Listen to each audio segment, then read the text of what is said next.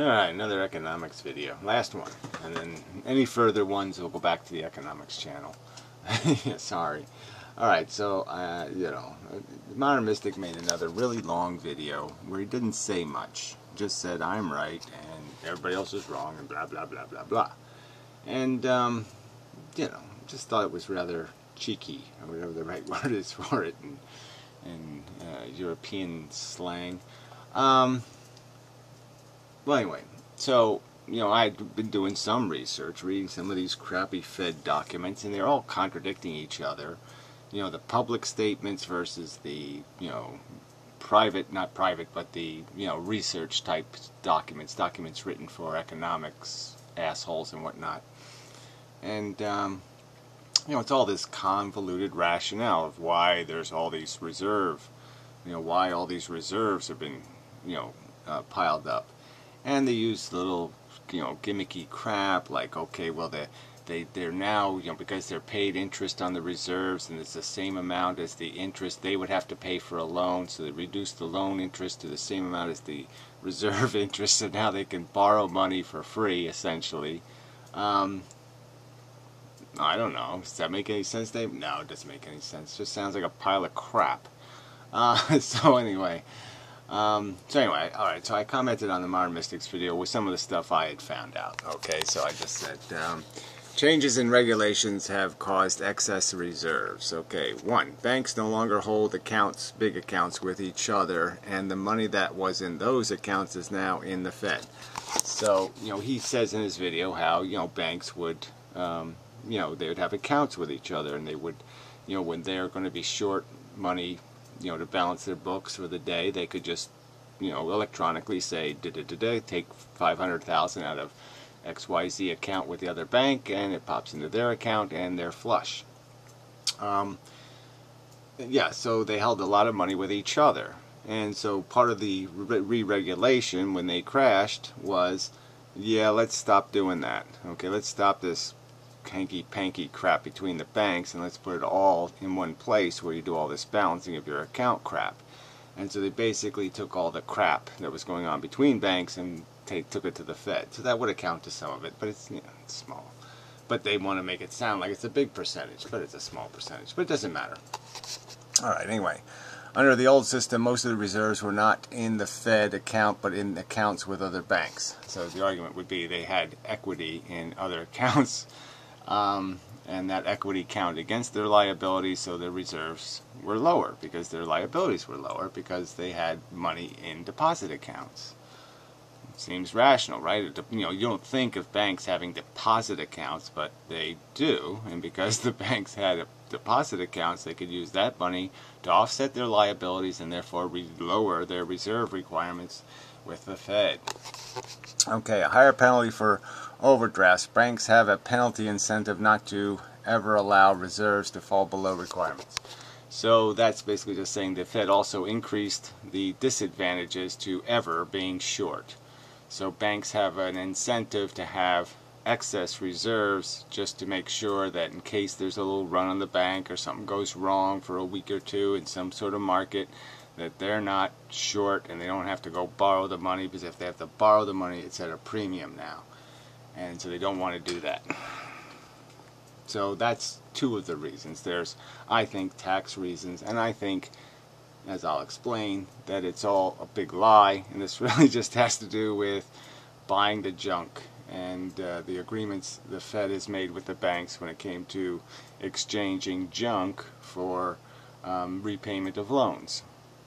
So anyway, so the Modern Mystic replies with, don't worry your pretty head about it. Well, that's really helpful, isn't it? So, it's just so respectful. So, I mean, yeah, man, my comment was just so raggy, it deserves that kind of response. Just class all the way through. Way to go.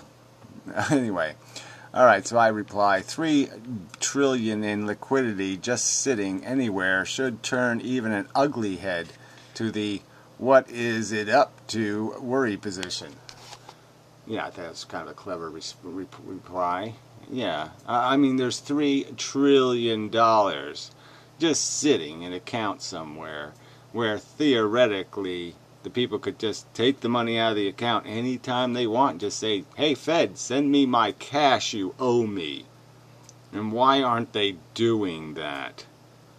I mean, theoretically, for them to need $3 trillion to be sitting in those reserve accounts, they would have to have dangerous liabilities of $30 trillion.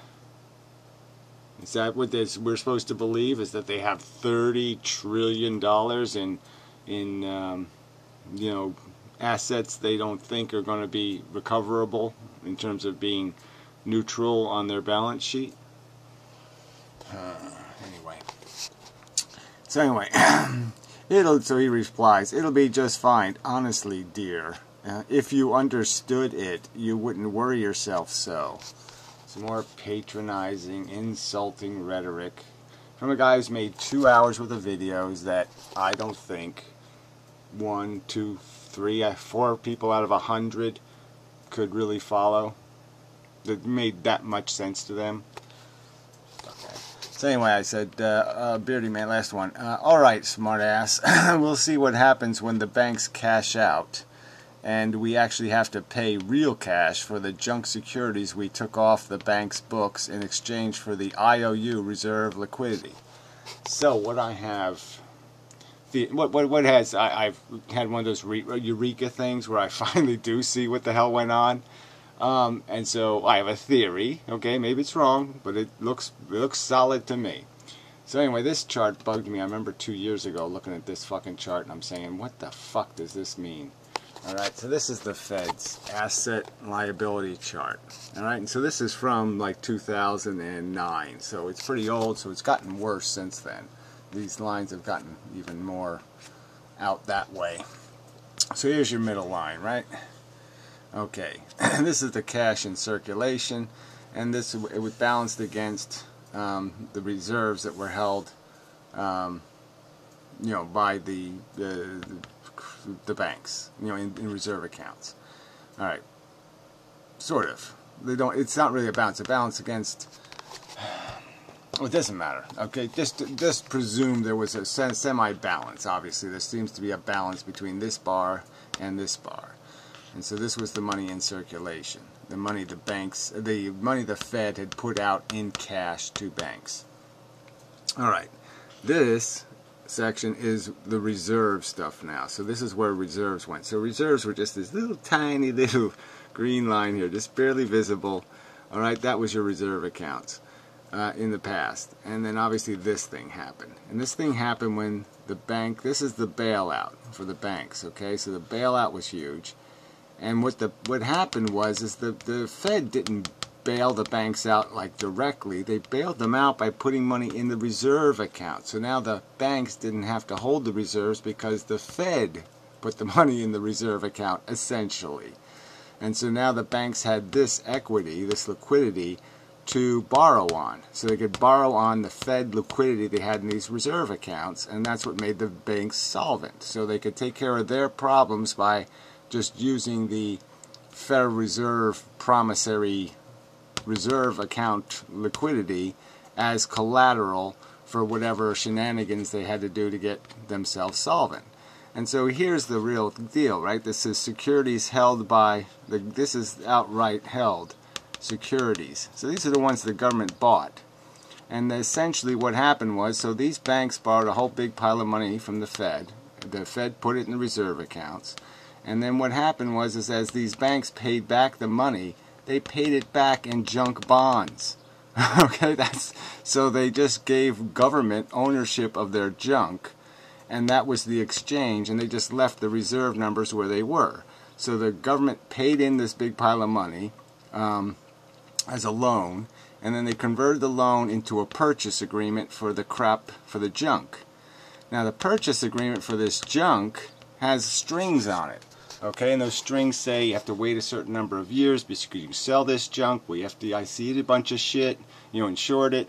So it's junk bonds, FDIC insured, but it comes with this provision that you can't sell out for 2 years or this, that, or the other thing. So that is there's probably some sort of agreement that the Fed has when it purchased all this crap here. All right, that forces the banks to keep the money in the reserve accounts, okay? But the banks are dying to get their hands on this shit, okay? They're just dying to get their hands on it. They can't wait.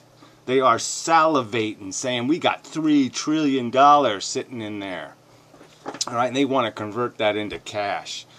And but yeah, the Fed doesn't want them to do that, quite obviously, because guess what? The Fed doesn't have any money. So the only way they could pay it is to print it or to issue a bond to pay it. But see, they don't want to convert these reserves into cash, because as soon as they convert this reserve into cash, well, then it's real money. Yeah, then it's real money. Okay, as a reserve, it's not real money. It's only real money when that stuff gets cashed out. Then it's in the economy. Then it's real. Then it means something in terms of inflation and all the other crap that people talk about, right? People talk about don't print the money because it creates inflation. Well, it doesn't create inflation if you don't let it out. If you trap it in here, it can't do any harm. But obviously, the banks aren't going to let you trap their money in here forever. And they're going to say, I want my money. And they're going to take their money out. All of this shit here is all going to go out into the banks to buy them big expensive bonuses and birthday parties and all kinds of bullshit. All right, and it's all going to be paid for by either the government wheeling the presses and printing the money, or issuing more bonds that it can't sell to anybody anyway except itself. But anyway, that's the bullshit here, in my opinion. That's what's really going on. So when a Federal Reserve guy says, oh, they have all these reserves they could use for loaning. The loaning they could do any time. They have carte blanche on loans. As long as they have enough reserves, right? So that's the joke here, right? They got huge reserves. So as long as they have enough reserves, they can ask for an unlimited amount of cash for loans, because they don't actually have to even touch the cash that goes for loans. That's all done digitally, and they get and it's never their money anyway. Okay, it's always the Federal Reserve's money in a sense. Okay, when they loan cash, they just say, hey, the Fed gave me the principal. And all they do is pay the principal back to the Fed. So they essentially get a free loan from the Fed when they loan money. All right, they get the money from the Fed for free. They get the interest from the customer, so they make their profit, and they just pay back the Fed the money they borrowed. They pay back the Fed the cash they used for the loan. And they can do an unlimited amount of that. They can do that shit all day long, as long as their balance sheet is okay and they got enough reserves in here to cover it. So that's just such a lie. So yeah, so one of these Fed guys is just lying when he says these reserve accounts have something to do with bank lending, because it has nothing to do with bank lending. Absolutely nothing. Because the money would go right back into this reserve account, right? So what would happen is if the bank issues cash for a loan, it'll be marked off as loan cash, okay? And then when all the cash goes back to the Fed to get cleaned, all right, the Fed takes in the cash to get it cleaned, it'll be noted that this bank, this much cash was free cash, the cash from the Fed, and it'll just be transferred out. It'll pay that much back, and all the rest of the money will just go back into the reserve account. So the reserve account is going to keep getting floated up, regardless of how much cash goes out for loans. And this number, where it's going to stay at for the time being, has nothing to do with what the banks want, or even what the Fed wants. Well, theoretically, it has what the Fed doesn't want this to be converted into cash. That's what it doesn't want. It doesn't want this shit in circulation, because it knows it'll create havoc. And but that's going to be the doomsday, okay, is when the banks say, give me my money. They're just going to take out tons of that shit, and they're probably going to do it right in the middle of a crisis or something. There'll be huge bonuses again, right? Because they're going to have all that reserve money to use up while we're scrambling around saying we're broke. They're going to be saying they're rich. And they're going to say, too bad you lost your money, or some kind of bullshit like that, because they're all going to be able to, with $3 trillion, they could fucking buy themselves a few continents on this planet. So anyway, that's the racket. I'm pretty sure that's what happened here. This reserve balances are stuck at this high level only because the Fed made agreements on how fast you can cash out on these securities. They can't. What the Fed basically did is it gave people bonds for this securities. and the bonds can't be cashed out for a limited period of time, so they can't cash this money by the agreement. That's pretty much what it comes down to. Instead of putting cash in the reserve accounts, the Fed has basically put bonds in the reserve account, and the banks can't cash it out because the bonds haven't reached their maturity. It's pretty much. But once they do, once the Fed has to pay that money, we're liable for $3 trillion that's going to come from somewhere. And where's it going to come from? We're not paying the bills now. Where are you going to get $3 extra trillion? Yeah, that's right. Nowhere. Nowhere good. Gulag workers.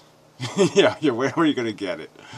So anyway, but yeah, so nobody should worry about this. We owe another $3 trillion, and nobody should worry that none of this shit has been paid for. That these fucking securities we bought haven't been paid for yet, and no one should worry about that. Yeah, I think people should fucking worry about it. Anyway, and fuck you, Nick. I mean, really, you're just gratuitously rude now. For what reason? Why? Why? What is your problem? You're the only person who can discuss the economy rationally. Shit. Fuck. When the truth is, I'm the only person that can. God, you can't even figure that simple thing out. I know everything. Damn.